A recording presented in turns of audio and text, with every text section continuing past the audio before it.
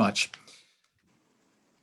Good evening, councillors, officers and members of the public watching via the Facebook live stream. I'm Councillor Matt Vizard. I'm Chair of the Customer Focused Scrutiny Committee. And this Customer Focused Scrutiny Committee is being undertaken virtually in accordance with the enacted government regulations during the current coronavirus pandemic. Before we start the meeting, can I please remind all members of the following, which I'm sure you're well aware of now, but I'll run through it quickly again. Please ensure that you mute your microphones when not speaking. Please remain focused on the topic being discussed. Please try to avoid repeating points which have already been made. Please avoid interrupting other councillors and respect the position of the chair. At the beginning of each item, I will ask councillors who wish to speak on the item to indicate through blue hand. Blue hand signals primarily followed by a physical hand raised on camera, and I will keep a note of them, as will members of the Democratic Services team. Please remember that this meeting is still being broadcast in the normal way via Facebook Live. It is important, therefore, that members are aware that the public can hear what is being said and decided on, and that the public can see councillors as well. Please, therefore, take care to prevent any background distractions. Okay, with these matters in mind, can I call on Howard Bassett to do a roll call of all councillors and officers to ascertain who is in attendance? Howard. Thank you, Chair. Could I please ask members who are in attendance to state that you are present when I call your name? Councillor Vizard. Present. Thank you. Councillor Michael Mitchell. Present. Thank you. Councillor Begley. Don't think Councillor Begley is present. Councillor Foggin. Councillor Foggin is not here. Councillor Mrs. Henson. Yes. Thank you. Councillor Kevin Mitchell. Present. Thank you. Councillor Ian Quance. Thank you, Councillor Quance. Yes, yeah. Thank you. Councillor Sparks. I don't think Councillor Sparks is present. Councillor Wardle. Present. Thank you. Councillor Warwick. Present. Thank you. We also have in attendance portfolio holders with us tonight relevant to this committee: Councillor Harvey, Councillor Hussain, Councillor Williams and Councillor Wright. May I now ask name confirmation from the officers in attendance. Director, City Development, Housing and Supporting People, Bindu Arjun. Present. Thank you. Director, Net Zero, Exeter and City Management, David Bartram. Present. Director, Finance, David Hodgson. Present. Thank you. And committee supported tonight by Democratic Services officers, myself and Sharon Sissons. I can confirm we're quorate to proceed, Chair. Thank you very much, Howard, and thank you, members. The first item on the agenda this evening is apologies. I believe we have a couple of sets of apologies, Howard. Indeed, Councillor Oliver and Councillor Martin. Okay, thank you very much. The next item of business is the minutes of the Customer Focused Scrutiny Committee held on the 3rd of December 2020. Are members who were present at that meeting happy to approve these minutes as a correct record of the proceedings? A show of hands will be sufficient. I think that's everybody, Chair. Thank you. Everybody that's here, apart from Councillor Wardle, who's not in frame at the moment, but take that as approved by Councillor Wardle as well. Thank you very much. That brings us on to the next item, which is item 3.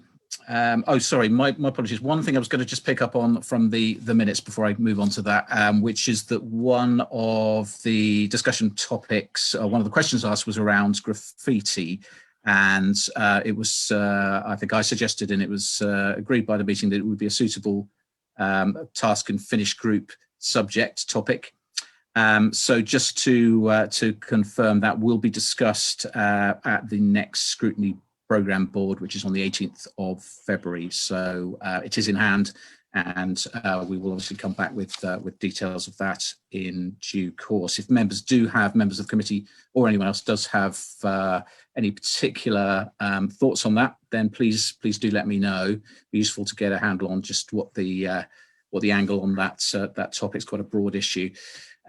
So thoughts on what sort of how we could frame that task and finish group would be really useful. So welcome those. Right, we'll move on to item 3, and that's the declarations of interest. If any members have any disclosable pecuniary interests that relate to business on the agenda and have not already been included in the register of interests, they should declare them before any discussion takes place on the item.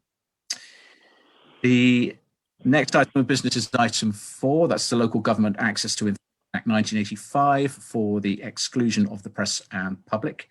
And I can confirm there are no Part 2 items on the agenda. Item 5 on the agenda is questions from the Public Understanding Order number 19. There have been no questions from the public received, so we're speeding through this this evening. Item 6, questions from members of the Council under Standing Order 20. Once again, I can confirm that we've had no questions in advance. However, members are invited to ask questions of the portfolio holders who report to this scrutiny committee and who we have present this evening. As you will have seen, an email was sent to members asking questions to be submitted in advance of the meeting to ensure an appropriate response can be obtained. And I think this is always a helpful approach wherever possible. That email also included the 3 finance director reports, which are not all included on tonight's agenda. We're discussing one.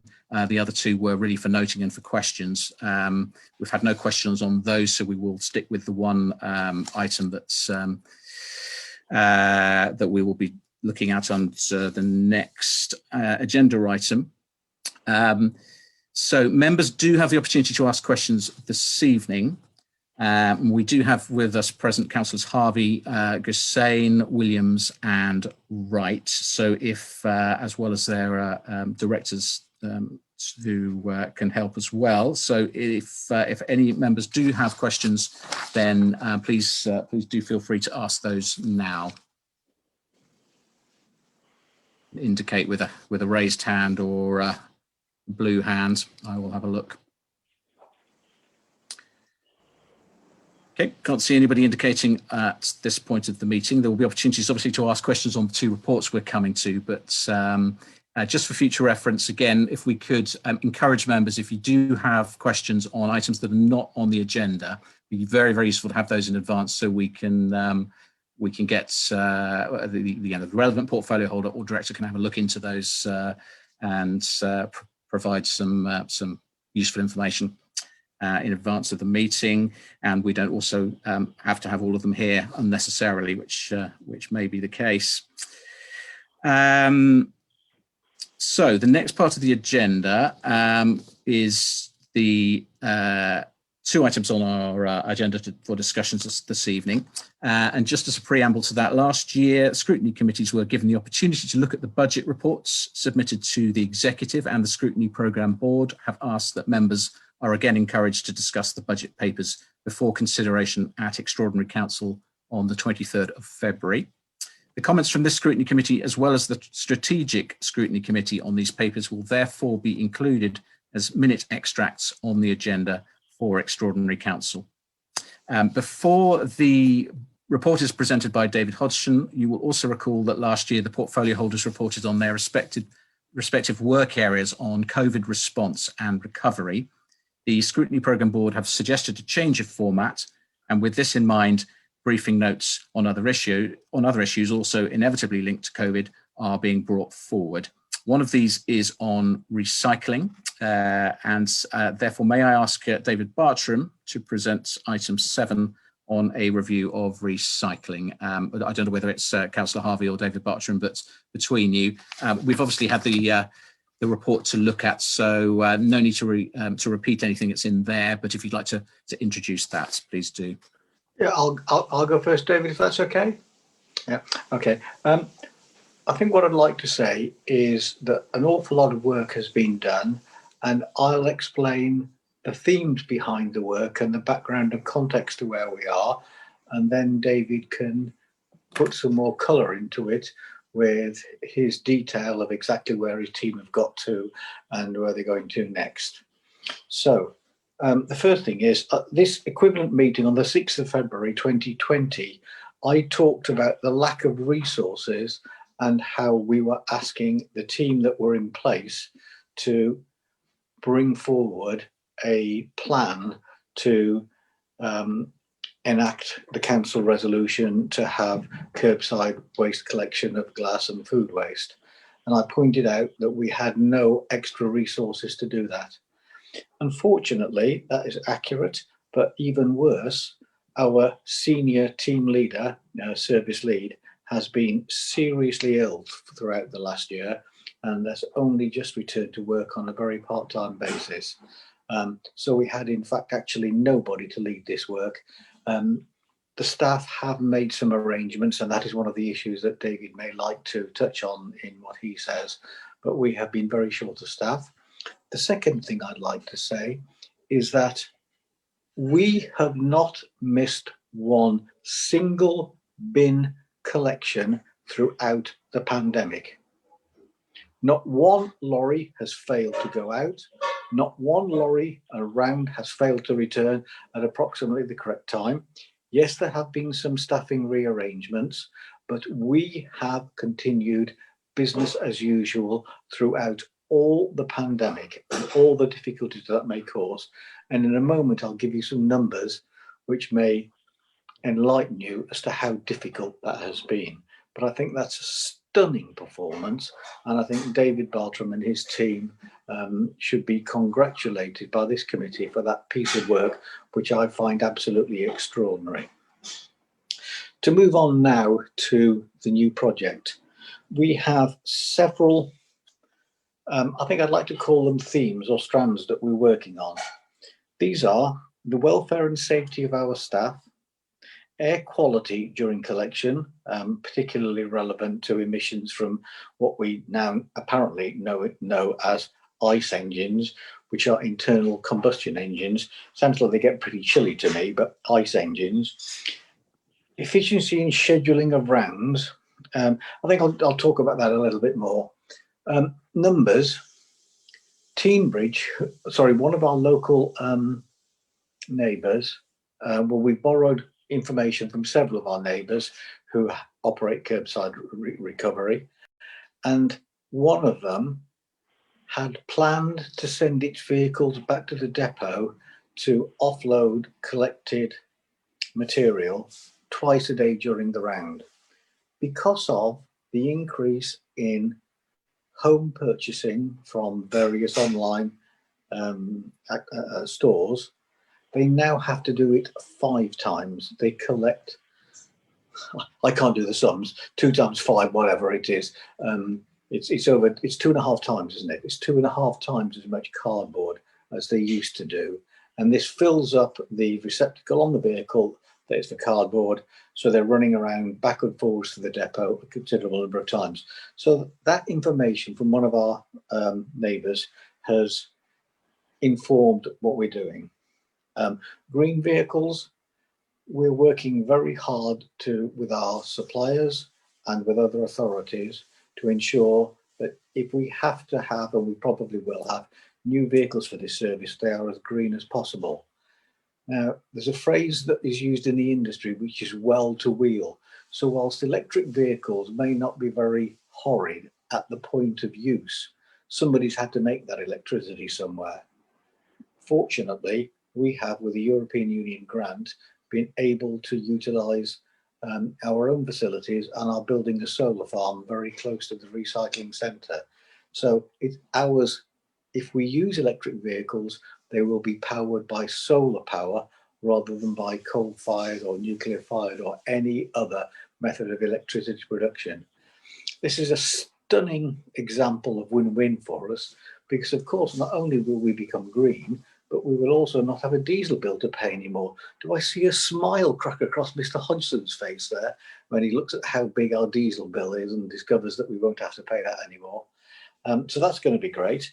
The information I'm getting from the industry is that it's unlikely that vehicles over 7.5 tons will be effectively diesel powered, particularly stopping and starting as ours will do on a number of occasions in each street. So it may be that we even have to go as far as hydrogen for those. That's green vehicles. Quality of output. Our MRF is very close to our hearts and very dear to us, in that not only does it make money for us, but we are very clear that we know where all our waste goes, all our recycled waste, that we can be clear that information that people may have put in their bins in good faith doesn't suddenly turn up on a tip somewhere and other people can read people's bank statements or health notes or whatever else has happened in the past. So we're very clear about, we're looking at what the output from the MRF shall be, that it should continue to be as well organised. It should continue to be that we have the same provenance. And that has been reported and talked about earlier this week. This quality of output is a huge selling advantage to us when we sell our services, our waste services commercially across the city, that people are very clear that they know where their waste is going. So those organisations to whom we're trying to sell waste collection services are very happy that we know exactly where everything is going. We have a provenance for it. Of course, impact on our residents. How does what we're going to do impact on our residents? How does the collection scheme impact our residents? What are we going to do and how are we going to do it? That's very important to us. And finally, working with partners. Devon are the authority to whom we technically deliver our waste, and they take it away. We collect it and they dispose of it. So we're working with people at Devon, working with our neighbours. So that's just a flavour of what in effect, what I do. That's what I asked David Bartram and his staff to look at. So that's the piece of work that I've been doing. David, would you like to continue and sort of colour in some more of the tones around this of what we've been doing? Yeah, I'll keep it brief. Just to say thank you for your thanks, Councillor Harvey. It is the teams on the ground that do the hard work. So the thanks is for our frontline workforce that have been excellent throughout this pandemic. They have worked their socks off. So it's true we've had a pause. So as Councillor Harvey mentioned, our service manager has only just started to return to work, and he was the driving force behind this service change. And it is also true that we noticed a change in recycling habits since the pandemic. And one of the inherent weaknesses of the curbside sort system is the individual compartments within the truck. So when one of those becomes full, you have to then go back to the tip to empty it.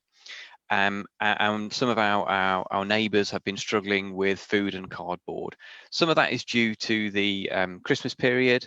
Obviously, a lot of food and cardboard generated in that period, but also because people are more at home. They're not going out for meals, so they're eating more at home and having a lot more home deliveries. So that is an inherent weakness of that system. So we used the pause to reevaluate our decision making, because this is a big investment. So we're talking about a big investment in the MRF and a big investment in new vehicles. So we need to make sure that we get this right. In the pause that we've had and the time to reevaluate, we've been looking at alternative collection regimes which still deliver the outcomes we need. So they would still deliver glass and food waste collections at the curbside.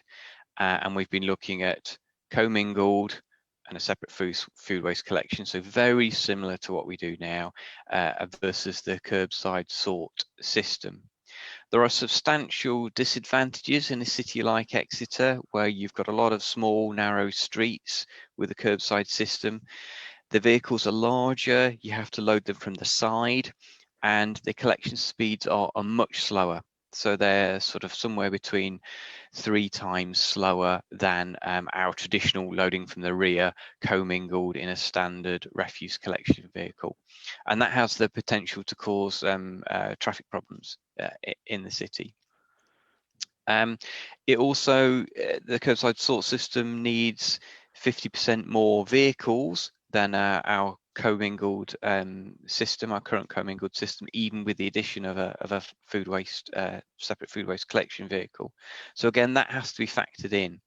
And also curbside sort of vehicles are less, there is no electric solution for them at the moment. That might come in the future, but there are already electric refuse collection vehicle solutions.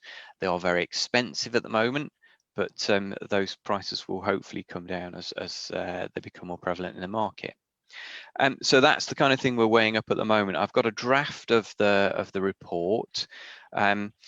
Unfortunately, I haven't got some of the MRF costs, because the counter of so one advantage of the curbside sort system is we need a much more simple MRF.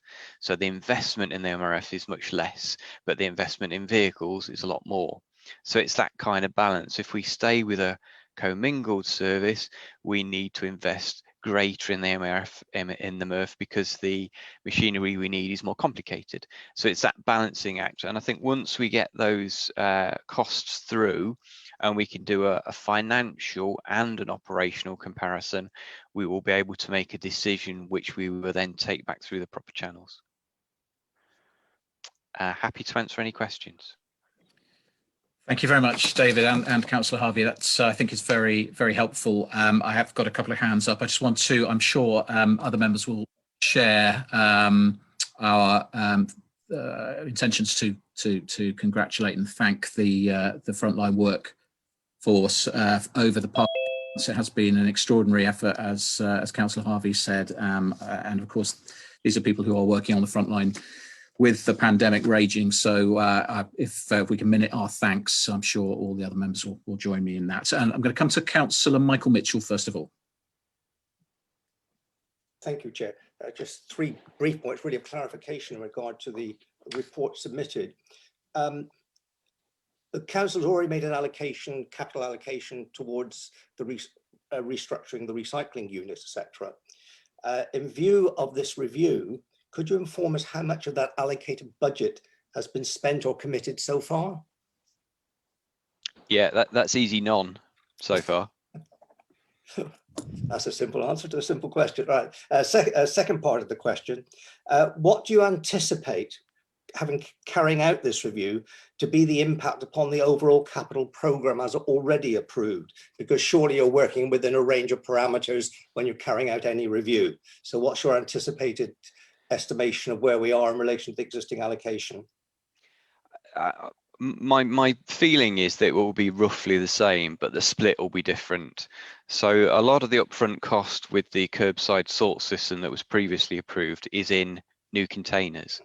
So and we specifically went for a particular type of new container because we were trying to lessen the impact on manual handling.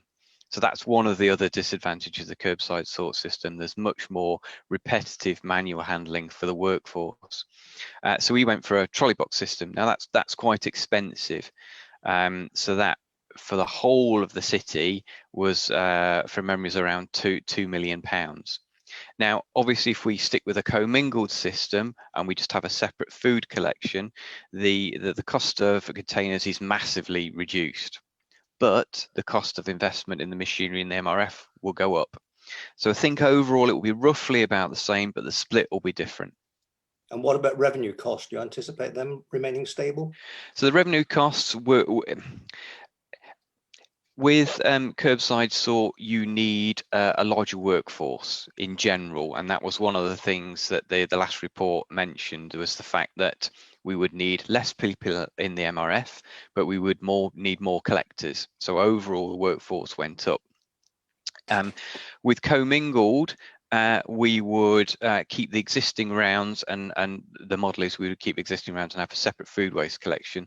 So the increase in staff would be less. So I think overall the revenue costs would be reduced. And lastly, there's something else to put in. Harvey. Michael, I did say that if we go to electric vehicles, there could well also be a considerable revenue saving in diesel purchasing. So that's another element. Another There's plus quite a lot of factor. elements to balance out around all of this. Yeah. But if we were able to, if we were to go to electric vehicles, we would almost certainly save considerable sums of revenue on diesel. I think just to clarify, so the revenue costs would be less versus curbside sort, but the revenue costs would still be more than existing because we would have to have additional drivers. All right. And lastly, I'm somewhat surprised in the report where you talk about the vehicle trials taking place and operational concerns being raised, which you talked about in your report. Surely those were so blatantly obvious, they should have been picked up at the initial planning stage, should they not? So the whole issue around doing vehicle trials is you don't actually know how a vehicle fits down the streets in Exeter until you get one. So it's very easy to look at a vehicle and think that'll be fine, but actually when you get it out there and you start driving it through the streets and you look at people, how they've parked and all the rest of it, that's where you identify the problems. That's why you do a drive through of the streets. So we did that with the narrowest vehicle and the largest vehicle, and that's where the problems have come from. So that's a difficult exercise to do on paper. You really just need to actually do it. Well, thank you. Thank you very much. Right, the next hand I saw was from Councillor Henson, who's disappeared off the screen. But can you hear me, Councillor Henson? Yes. No. Can you see me now? We can hear you. We can't see you. Oh. Well. Not hearing you now. Maybe you could turn, Councillor Henson, if you could turn. What I would like to ask is the vehicles. Councillor Henson, no, sorry, it's coming through very, but I don't know if everybody else is having the same thing. Councillor Henson, sorry, we're really struggling to hear you. It's breaking a lot. So if you could turn your video off. If you can try turning your video off. We can't actually see you, but I think it might be on. I don't know. I'll tell you what I'm going to do. I'm going to come to Councillor Kevin Mitchell first, and then we'll try to come back to you, Councillor Henson. Councillor Kevin Mitchell. Thank you, Chair. A few points, if I may. Firstly, I'd like to share the comments of the portfolio holder in terms of congratulating and thanking the staff, and not just the operatives, but obviously the workforce at the MRF as well for their incredible hard work during this very hard period. So thank you to them. I would also like to welcome what the portfolio holder was saying about green vehicles and the use of the solar panels. I think that is a very good initiative and something that I definitely support. So that's all good news. Just a few points of clarification or questions, if I may. So I think I've got 4 of them, so I'll take them one by one, if I may, David, so that may be helpful for you. Firstly, you mentioned about obviously changing habits and how that has impacted on the planning, but isn't it possibly the case that a lot of those changing shopping habits, etc., are because of the current lockdown? So how are you going to factor in that things may go back to slightly more normal types of shopping and behaviour once things hopefully get back to an element of normality? Because I would hate to think that we changed things because everyone's shopping online at the moment, when in the future people may go back to the high street. That's my first question. Okay, so I think there's an inevitable change with some of this that will stick. So the percentage of cardboard, we think, may drop as people return to the high street, but it will stay at a much higher rate than it was before the pandemic. And I think what commingle does in a standard refuse truck is it gives you the flexibility, so you're not limited by any one individual material, because it all goes into a large hole in the back of the truck. So that gives you much greater flexibility. So whilst that is a disadvantage of curbside sort, I don't think it would be the deciding factor on whether we chose that option or not. Both systems we're looking at achieve the same thing effectively. and we will weigh up all the pros and cons, and that's just one of them, to be honest. So I don't think that would ever be a deciding factor, but it's something we need to consider. Thank you. And sort of linking into that about the collection, glass collection. Obviously, you've talked about separate food vehicle collections, but can I just get a bit of clarity on how the glass will be collected? Because obviously, if it's commingled, there could be health and safety issues there. So I just want a bit of clarity on how that will be managed or is envisaged to be managed. Okay, so the model we're looking at is what's called a twin pack vehicle. So it's effectively a compartmentalized refuse collection truck. So the back of it is a standard refuse truck, but there is a compartment up front where you can put glass. So glass volumes are actually quite low. So that would need to be a relatively small compartment, and we would collect it with the residual waste or the recycling, depending. Lovely, thank you. That's very helpful. My third question is really about local involvement, because obviously my colleague, Councillor Mitchell, talked about how things could have been envisaged potentially in his view, and then you talked about drive-throughs, etc. But obviously, as local members, we have a lot of knowledge about our localities and potential issues within streets. So my point really is just do use us, because when I was the portfolio holder and we changed the refuse collection system in the city, we very much used local members at that time, so that they could feed in on individual streets and individual issues that they knew. So that's just a point to bear in mind, which I'm sure you will do. So my final question is really how this review is going to impact upon the timescales, because that hasn't been mentioned. So when do we envisage that this is likely to be implemented? So as I said before, this is a really significant decision. So we'll implement it when it's right. So one of the methods we're potentially looking at means that there is a potential to roll it out in stages. So we could, for example, roll out food waste because it is separate earlier than the changes to recycling, if they were going. So it could be a staged approach. So we will take this through the standard process, but we've got to make sure that this is right, because this is a big financial decision. So I'm not going to commit to a deadline until I know which method we're choosing. If we move away from curbside sort, we will obviously be able to implement some parts of the service much more quickly than we would if we had to change everything all at once. So I think that's something to bear in mind. Councillor Harvey wanted to come back in. Councillor Harvey. Yeah, I think it's a little bit difficult to ask our officers to guess what might happen in the future. Yes, there might be a change to what some people are calling a new normal or build back better. But I think what I've asked David Bartram and his team to do is not to try and look in a crystal ball and say, we think that this is going to happen and this is what we need to prepare for. What I have asked David Bartram and his team to do is to build in as much flexibility into the process as possible, so that when we get somewhere and things change, we can change around them. What I don't want to have, I've got 13 RCVs, large refuse vehicles at the moment.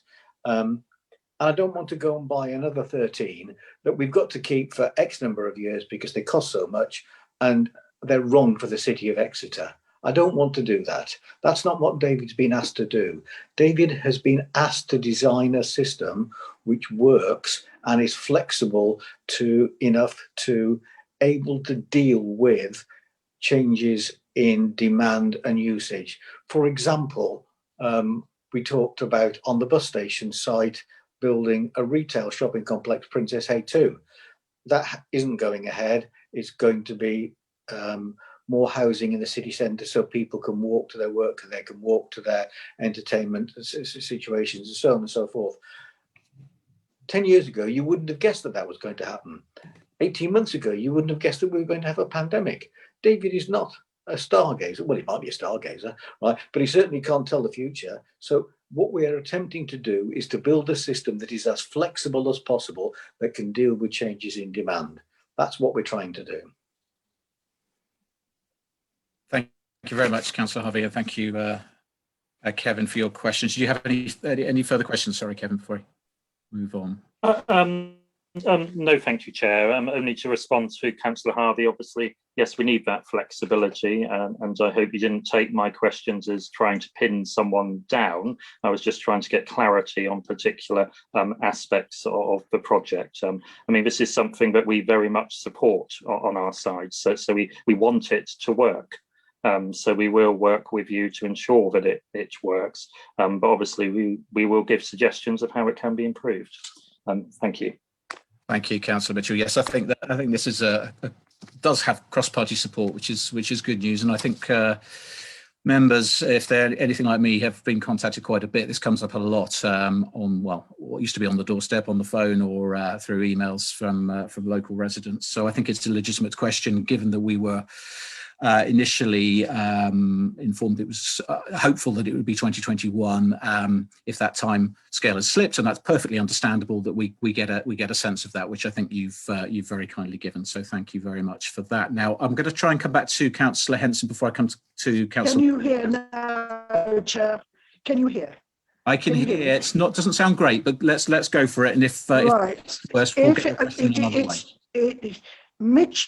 Councillor Mitchell's answered several questions, but what I would like to ask is the present model that we are thinking of purchasing. Do they does the vehicles can interact with other models that we've already got? And have we got any vehicles laid up because they're not working, and how many?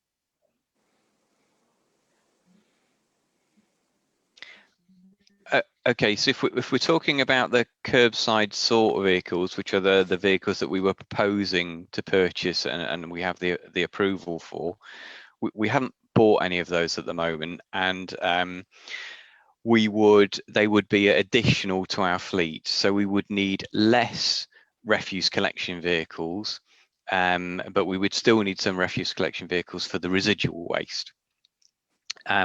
So they would replace some of our fleet. So they sort of complement each other, if you like. At the moment, we don't have, the second part of the question, at the moment, we don't have any vehicles laid up, not working.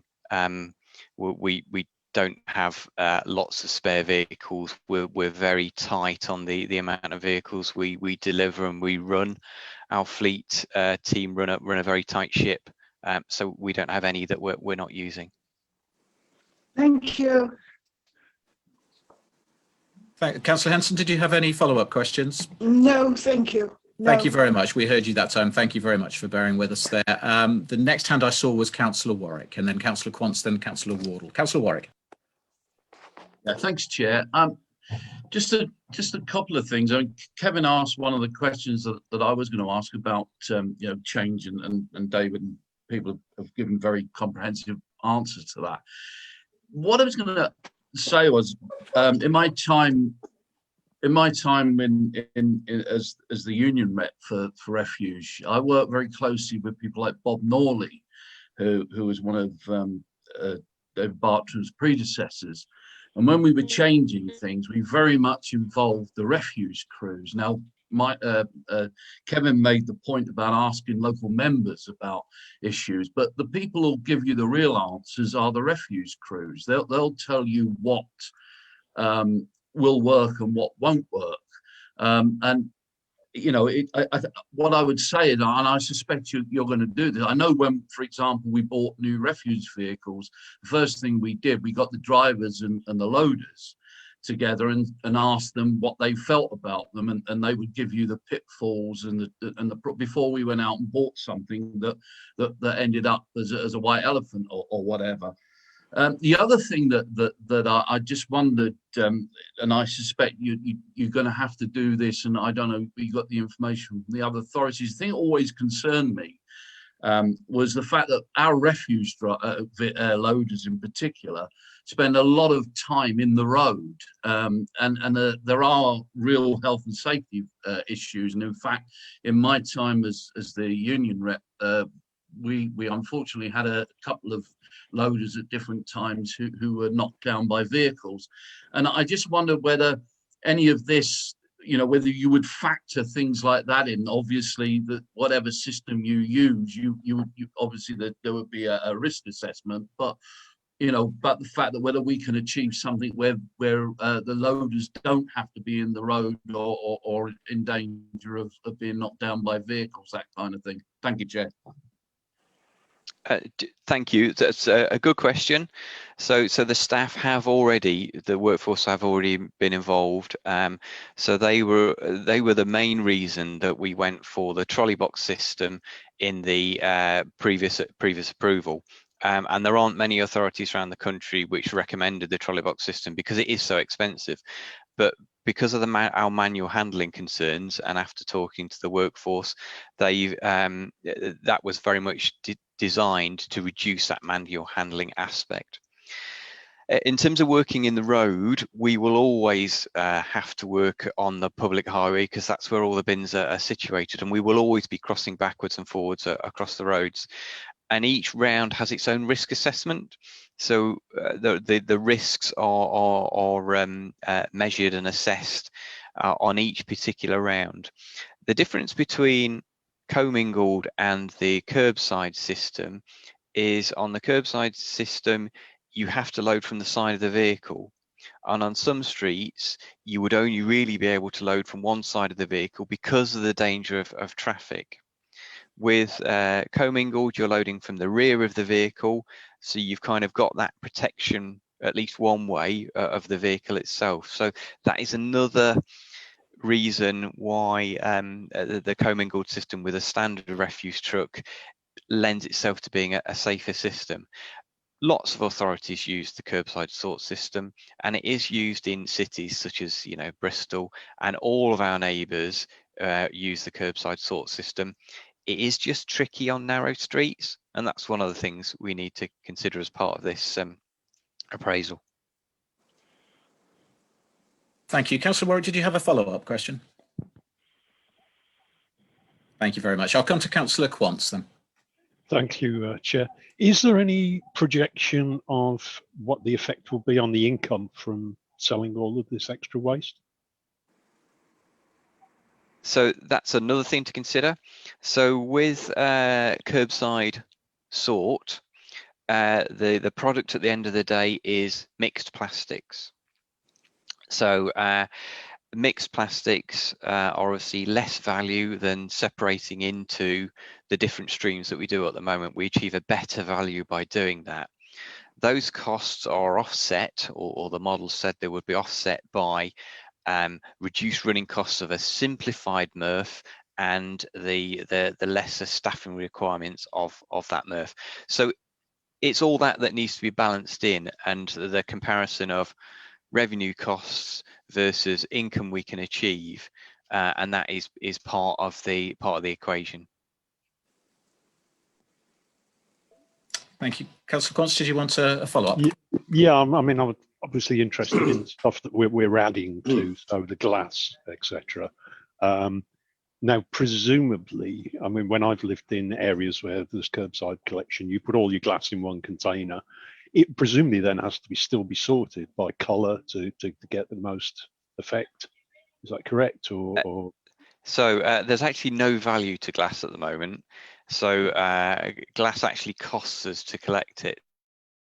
So is mixed glass or separated clear glass, it doesn't make any difference at the moment. It did at one time, but hasn't done for a number of years.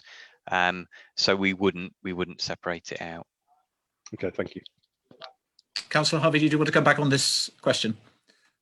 Yeah, it's not actually this question. It's more to do with Councillor Henson's question about vehicles. I just thought I'd give you a number of what we do have in the fleet at the moment, so that you'll be aware of what the size of sort of magnitude of vehicles we're talking about. Okay, so currently we've got 13 26-ton refuse collection vehicles. We've got two 7.5-ton refuse collection vehicles. Now we use those, which may be of interest to Councillor Mitchell and Councillor Kevin Mitchell and Michael Mitchell. We use those in areas where we can't get the 26-ton vehicles down the street. Yep. We've got three 3.5-ton vans for bin delivery, for housing, and for the bulky collection service. And we've got two other 26-ton vehicles, one which works in the MRF as a hook lift vehicle picking things up, and one which is the glass collection vehicle. So that is the quantum of what number of vehicles we've got. 13, 15, 18, 20 vehicles is what we're talking about at the moment, which may alter dependent upon what size of vehicles what sort of system we eventually go for and what size we have. But one of the big difficulties, particularly with getting them all electric, is that the bigger vehicles aren't available off the shelf as of yet. So that could well be a factor in when we decide to introduce the service in the availability of vehicles, as well as anything we do here. Thank you. Thank you. Councillor Wardle. Yeah, thank you, Chair. I'm just wondering what's envisaged for the numerous blocks of flats, for example, within the city. I have personal knowledge of one which has got about 40 flats in it. And the setup at the moment is that we have communal bin area to which black sacks are taken to be put in a large black bins, and then recycling, all sorts of recycling is put in a great big green bins. And as regards to glass, if you want to recycle the glass, then you've got to walk a couple of 100 yards to round the back of one of the local supermarkets to put it in a glass bin there, which is eventually collected, but I'm afraid I don't know who by. And I'm just wondering how this is, what's going to happen with those type of places, of which there are quite a number in Exeter, well, as there are, in every town and city. Thank you. Yeah, it's a really good question. And so the original model maintained a commingled collection. So even though the rest of the city was moving to curbside sort, doing a curbside sort system in an apartment block is just really problematic. So in the original model, even apartments were maintained as commingled. So that would be very similar to you have now. We would just have to have a separate receptacle for food waste where people brought their caddies down and emptied it into, and a separate receptacle for glass. So that's again part of the assessment. But I think whether we went for curbside sort or whether we went and retained commingled for apartments, we would still maintain commingled, because it is just a much easier solution when you've got lots of properties in one location. Yeah, sure. Yeah. I mean, as I say at the moment, I'll come back on that. Thank you, David. I mean, it's the question of the glass. It's not everyone that takes the glass the couple of 100 yards to this great big receptacle. And it would be useful to encourage people to put the glass on the premises, if I put it like that, in these kind of circumstances.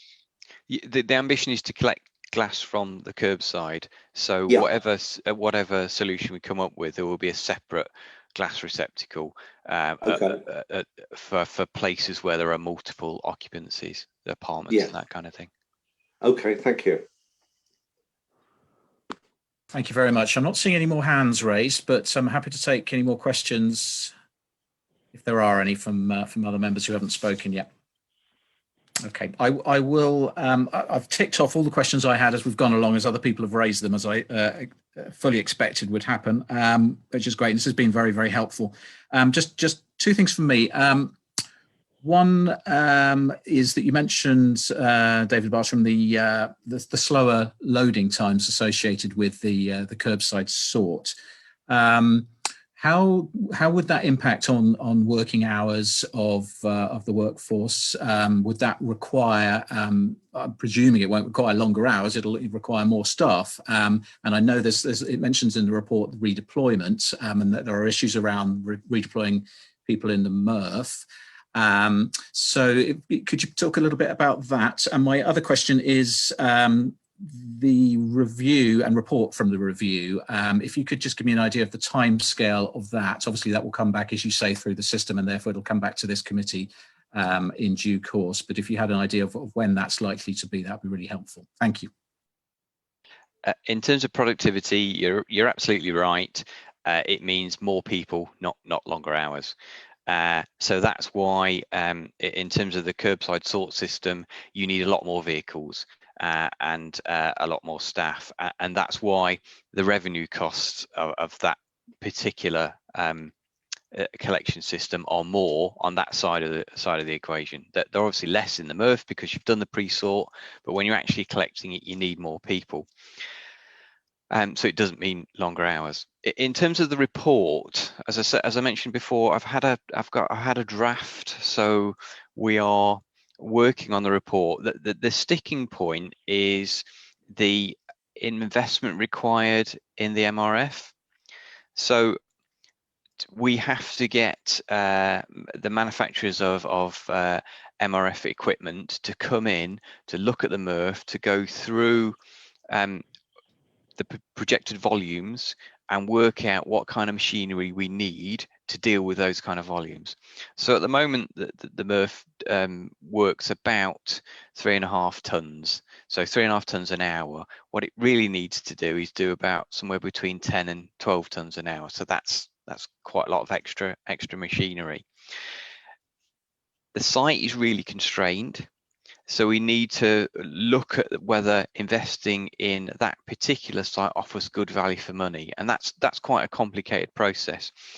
And the people we were asking to do this, the manufacturers, don't really have an awful lot to gain in helping us, because we will have to tender the work, so they're not guaranteed to win it. So it takes a bit of time to get that kind of information back from them, and that's the only bit we're lacking. Then we can do the full financial appraisal, and we've already got the operational comparisons between the two. So I would expect that to be within the next 2 months, and then we can put it into the process.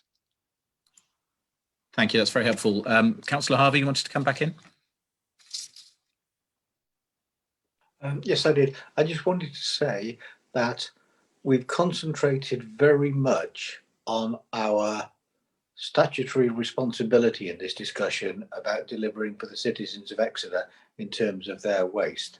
We are working very hard to commercialise and to create income from waste by picking up commercial contracts, and that's yet another issue that we need to contemplate, is how much capacity we build in for future possible commercial developments, including, as I said earlier, it's very comforting to have a really good provenance of our recycled exports, and other local authorities, our neighbours, are very keen to talk to us about us taking their recycling in order that they can be comforted that they have the same sort of provenance about their waste, and so do other large organisations in the city. So yet another twist in the tail for David is that he's trying to work out what type of capacity. He gave you a number there, but that number depends on all sorts of different things. How much we collect from Exeter residents as our statutory duty, and how much we collect as commercial from other operations which are making us money, which is yet another headache. And I can tell you, I'm glad I don't have these headaches. You know, it's somebody else who has to work it all out. But that is another element which I won't say slows the proceedings up, but adds difficulties to sorting the proceedings out. And we need to be aware of that, because we are being asked to be more commercially aware, to try and make to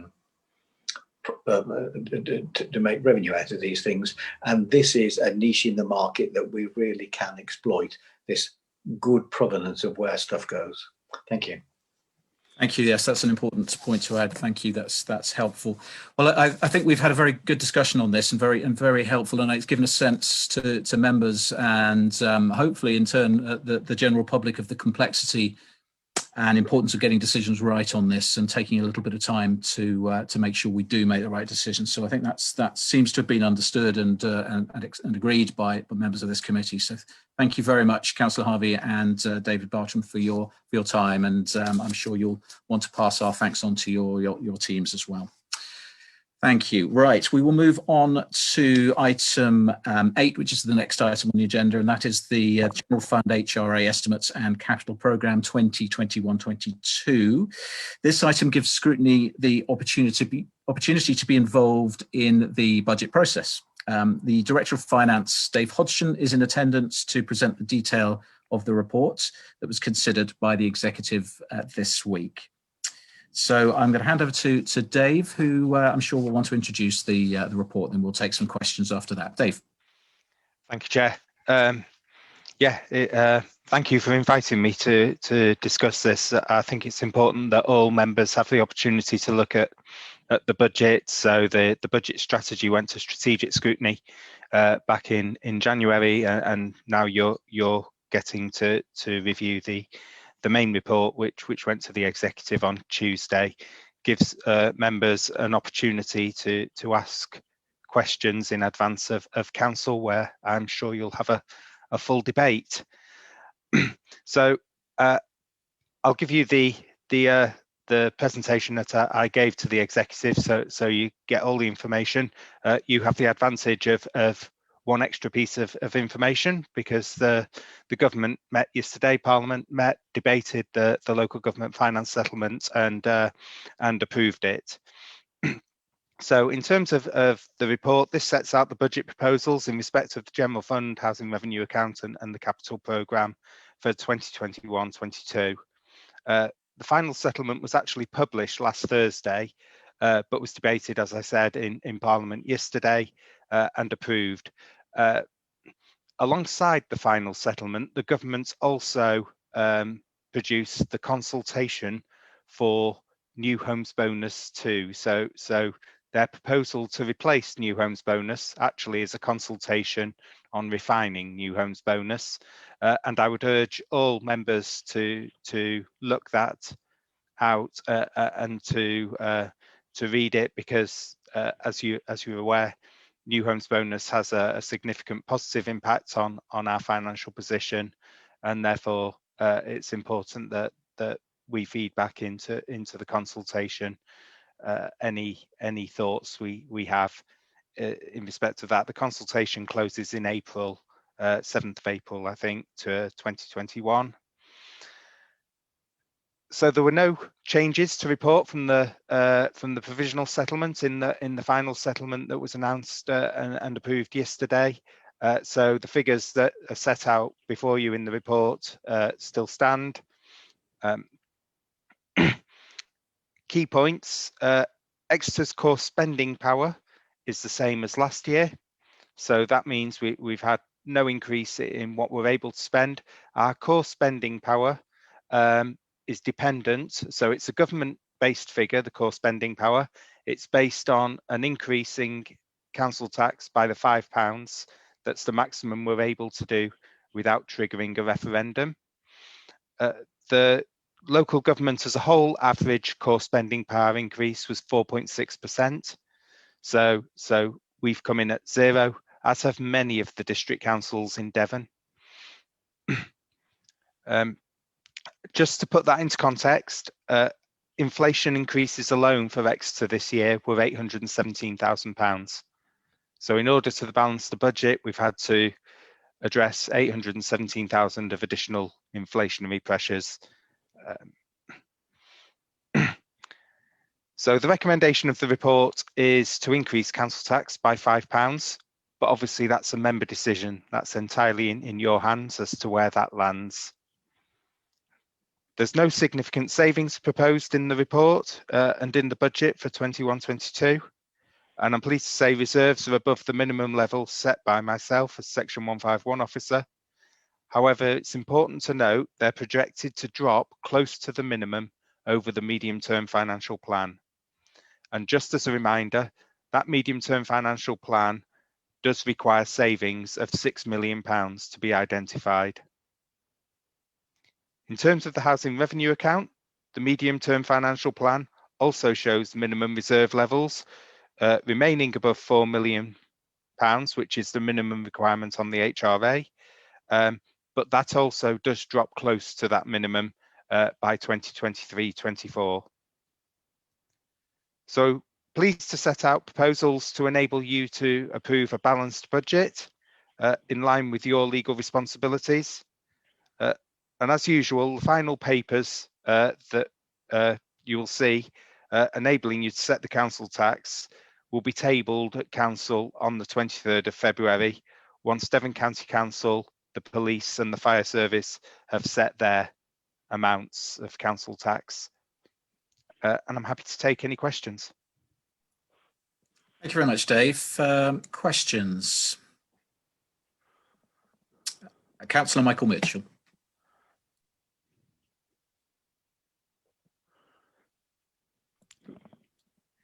You're muted, Michael. Sorry, yeah, thank you. I was expecting David to go on slightly longer, so I had to find my mouse. In relation to the report you've presented to us, it's a part of a jigsaw puzzle of which there are several elements.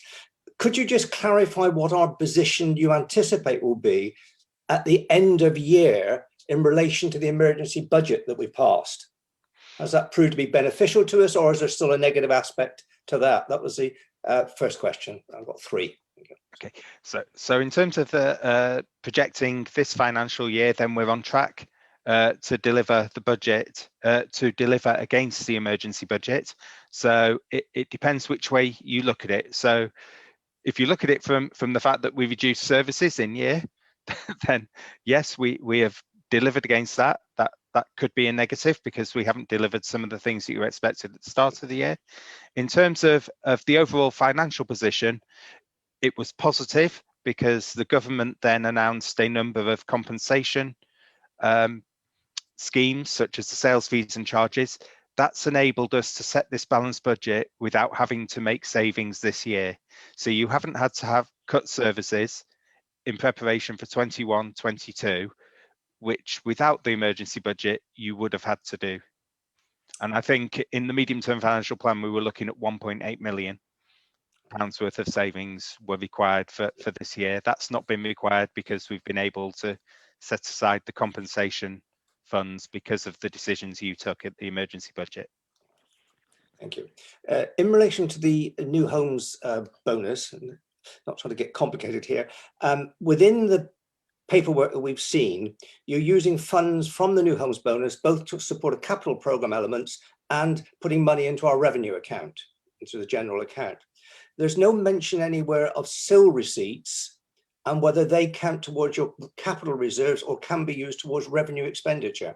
And there's no details of what our position is on SIL at the moment. There is not. In the budget, so new homes bonus is a revenue stream of funding that we can spend on anything revenue or capital. We can spend it as you see fit. In terms of SIL is slightly more limited in that there's a legislative requirement. So the vast majority of SIL is capital expenditure, and therefore it's only included in the budget at the time that schemes are identified for which that money is used. There is a small element which is used for revenue funding, and that sets out in the medium-term financial plan. It's around £900,000 in terms of the SIL that's being used. I can update members on what we have available in terms of SIL, if that would be helpful. So in terms of SIL, as it stands, we've currently got in the bank £10.15 million, of which 1.9 million relates to the neighbourhood element of SIL, 550,000 relates to habitat, and 7.7 million relates to infrastructure expenditure. Of that, there is an estimated spend within 2020-21, this financial year, of 1.8 million, and there's future commitments of 3.15 million. which leaves an uncommitted balance of infrastructure of £5.2 million as it stands.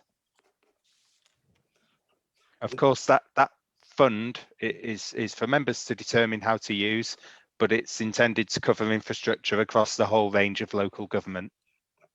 Which then leads me into a sort of supplementary on that. In paragraph 8.9.3, you talk about capital reserves, but you only mention them in relation to our requirements. To what extent what are our total capital reserves as a local authority? So in terms of the general fund, our available capital reserves equate to usable capital receipts. I don't have the figure that's available. It's around £4 to £5 million of capital receipts we have available. In terms of the capital strategy, which is a report that went to the executive and you will approve on at full council, and I think was attached to the agenda for tonight. The plan around capital receipts is, or the way we use capital receipts is to fund long, short-dated assets. So assets such as the bins that David Bartram was talking about, things that don't last a significant amount of time. It's not worth borrowing money to buy a bin that's going to have to be replaced in 5 years, because you'd be repaying that debt very quickly. So we tend to try to use capital receipts to cover things like that, IT equipment, things that are short dated, and then we can focus any borrowing on longer dated assets such as property. Those are the main capital funds we have available. And lastly, in paragraph 8.4.3, you make reference to interest payments reductions being of benefit to the council. Aren't benefit payment reductions in fact a decrease in expenditure and not an increase in income? Whereas in the second sentence of that paragraph, you've stated or implied that the savings we're making on interest payments will fund a lot of our other programs. And I'm somewhat confused between whether you're treating it as an expenditure or income item, the reduction in interest payments. So it's a reduction. It's a reduction in the net interest position that comes about from additional interest being generated by the council. So it's a net interest position. So we borrow money and we pay interest on that borrowing, and we lend money out and we generate interest on that. The reduction relates to an increase in the amount of interest we're going to receive into the council. Does that help? Yes, because I was just assuming it meant that we were paying a lower rate of interest on our debt, No. which you then forecast several years ahead, and therefore we made a narrow reduction in our payments. So this is in effect a trading profit in effect. So it's money that we've lent out and we're generating interest on. And what size of amount are we talking about in total here? So in terms of that lending, it will be around £15 million. So in effect, it's the approved loan to Exeter City Living that you approved back last year. Thank you. Thank you very much. Any further questions? Seeing any hands? Okay. Dave, I'm going to ask a slightly provocative question from a sort of layman point of view, and that is about the reserves. And that I totally understand why we retain a minimum level of reserves, the 3 million for emergencies, for sudden losses of income, unexpected expenditure. My question is, if COVID doesn't represent that, a sudden loss of income and an emergency, exceptional circumstance, and therefore if we can't dip into our reserves now, then when would we? Are we basically saying that we're still managing to keep our head above water in terms of the reserves, even despite COVID? So that is a really, really good question. So the minimum level of reserves is set by me. It's actually my legal responsibility to set that, and it's based on experience, judgment of what we would need. The reason that we haven't dipped below it, and I think it's real credit to you that you haven't, and this is why we did the emergency budget, is it keeps us safe. If we dip below it, my first requirement of you as members will be to look to how you're going to bring that back up to that level. And the reason that we're keeping it at that level, and the reason we've worked so hard to make sure we stay above that level, is we've still got some serious elements caused by the pandemic, which cause us risks going into the next financial year.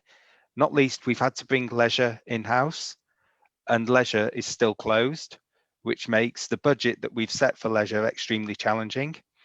Car park income is still significantly limited, and therefore there's real risks of not being able to deliver that budget.